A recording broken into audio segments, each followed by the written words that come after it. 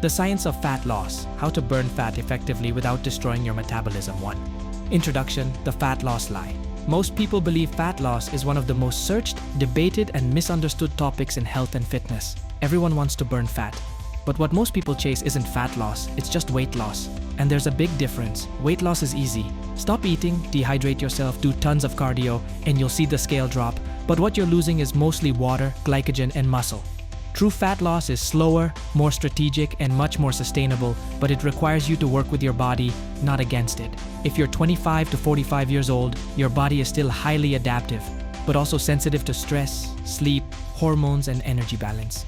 You can't out-cardio a bad diet, you can't starve your way to lean, and you definitely can't ignore recovery and expect progress. This video breaks down the science of fat loss, how your metabolism works, what really causes fat to be stored or burned, and how to build a body that not only loses fat, but keeps it off. 2. How fat is stored and burned. Metabolic basics. To lose fat, you first have to understand what it actually is. Fat, or adipose tissue, is your body's energy storage system.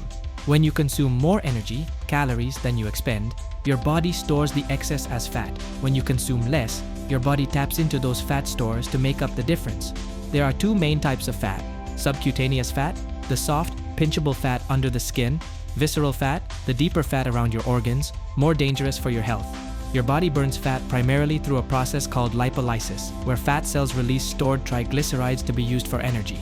These are broken down into glycerol and free fatty acids, which enter the bloodstream and are burned for fuel, especially during low-intensity activity and rest. But here's the catch: your body doesn't like losing fat. From an evolutionary standpoint, fat is survival. So when you try to burn it, your body fights back with hunger, cravings, and slowed metabolism. That's why strategy matters more than willpower. 3.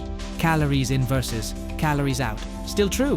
Yes, energy balance still matters. No matter what diet you follow, you can't escape thermodynamics. If you consume more calories than you burn, you will gain weight.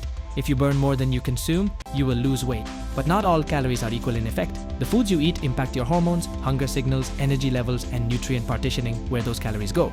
For example, 500 calories of ice cream versus 500 calories of chicken and vegetables have the same energy total, but very different impacts on satiety, digestion, and metabolism. Protein requires more energy to digest. The thermic effect of food keeps you full longer and supports muscle retention. Processed carbs and sugars digest quickly, spike insulin, and can lead to energy crashes and cravings. So yes, calories matter, but the quality of those calories shapes how easy or hard fat loss will be. 4. The role of exercise, lifting versus cardio. You don't need to kill yourself on the treadmill to lose fat. In fact, resistance training, lifting weights, is one of the most effective fat loss tools available. Why? It builds and preserves lean muscle mass, which increases your resting metabolic rate. It improves insulin sensitivity and nutrient partitioning. It shapes your body while reducing fat, preventing the skinny fat look. Cardio still has a place. It burns calories, improves heart health, and supports recovery.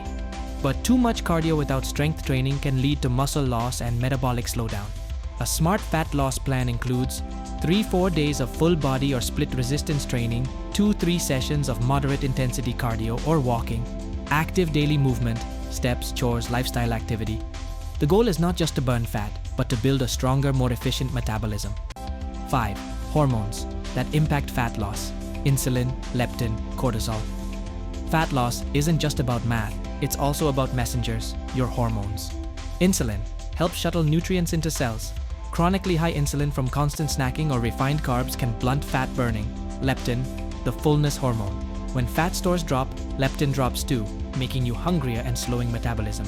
Ghrelin, the hunger hormone, increases when you diet too hard or sleep too little. Cortisol, the stress hormone. Short bursts are fine, but chronic elevation can lead to fat storage, especially around the belly. Managing these hormones means eating enough protein and fiber, getting 7-9 hours of quality sleep, managing stress through walks, journaling, or breath work, avoiding extreme calorie deficits. When your hormones work with your plan, fat loss feels sustainable, not miserable. Next section's coming up: metabolism slowdown, sleep, stress, diet myths, neat and real-world strategy.